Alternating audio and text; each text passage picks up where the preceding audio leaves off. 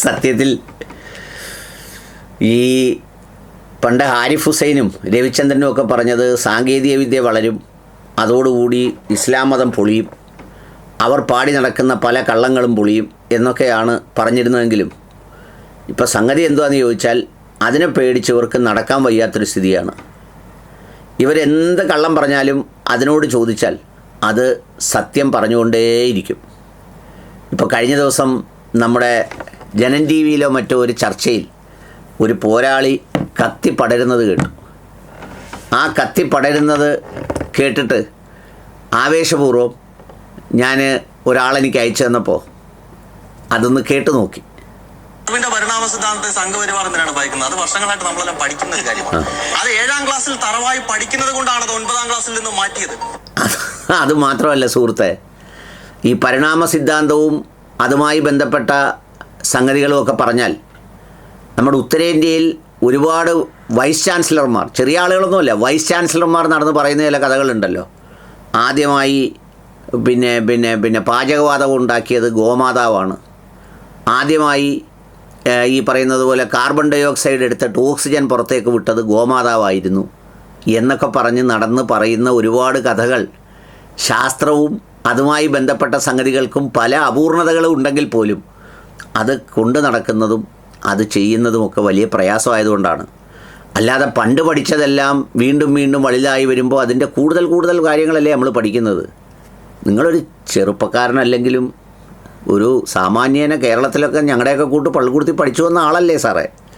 നമ്മൾ ചെറിയ ക്ലാസ്സിൽ പരിണാമം ചെറുത് പഠിക്കും, അടുത്ത 5ാം ക്ലാസ്സിൽ വരുമ്പോൾ ഇച്ചിരൂടെ പഠിക്കും, 9ൽ വരുമ്പോൾ കുറച്ചുകൂടി പഠിക്കും, പിന്നെ നമ്മൾ പ്രീ ഡിഗ്രി സെക്കൻഡ് ഗ്രൂപ്പാണ് എടുക്കുന്നതെങ്കിൽ കുറച്ചുകൂടി ആഴത്തിൽ പഠിക്കും, പിന്നെ നമ്മൾ ഡിഗ്രി സുവോളജിയോ അല്ലെങ്കിൽ അതുപോലെയുള്ള സയൻസ് സബ്ജക്റ്റാണ് എടുക്കുന്നതെങ്കിൽ സുവോളജി ബോട്ടണിയൊക്കെ ആണെങ്കിൽ അതിൽ മെയിൻ പേപ്പറും സബ്ബുമൊക്കെയായി നമ്മൾ എന്ത് ചെയ്യും, അതിനെക്കുറിച്ച് കൂടുതൽ പഠിക്കും.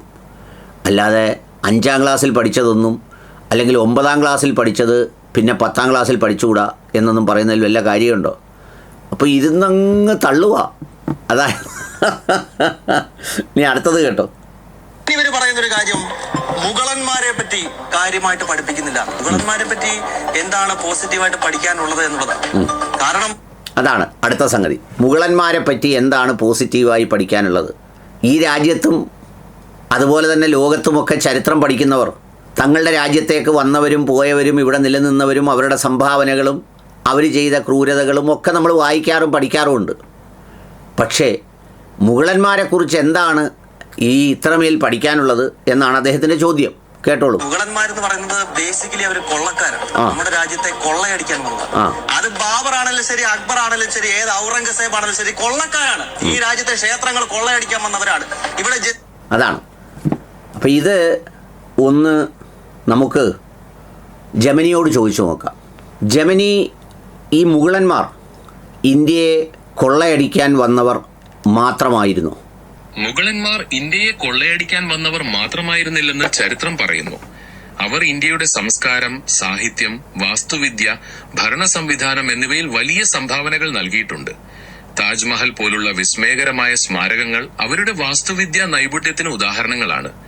അതേസമയം സാമ്രാജ്യത്തിന്റെ വിപുലീകരണത്തിനും ഭരണത്തിനും വേണ്ടി വലിയ തോതിൽ വിഭവങ്ങൾ ചൂഷണം ചെയ്യപ്പെട്ടതും ഒരു യാഥാർത്ഥ്യമാണ്. മുഗൾ ഭരണത്തെക്കുറിച്ച് കൂടുതൽ അറിയാൻ നിങ്ങൾ ആഗ്രഹിക്കുന്നുണ്ടോ? മുഗൾ ഭരണം സാംസ്കാരിക മേഖലയിൽ നൽകിയ സംഭാവനകൾ എന്താണ് ജെമിനി?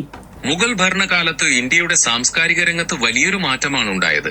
വാസ്തുവിദ്യയിൽ താജ്മഹൽ, ഡൽഹിയിലെ ചെങ്കോട്ട, ഫത്തേപൂർ സിക്രി തുടങ്ങിയവയുടെ നിർമ്മാണം പേർഷ്യനും ഇന്ത്യൻ ശൈലികളും ചേർന്നുള്ള സവിശേഷമായ ഒരു മാതൃക സൃഷ്ടിച്ചു. സാഹിത്യരംഗത്ത് പേർഷ്യൻ, അറബി, സംസ്കൃതം ഗ്രന്ഥങ്ങളുടെ വിവർത്തനങ്ങൾ നടന്നു.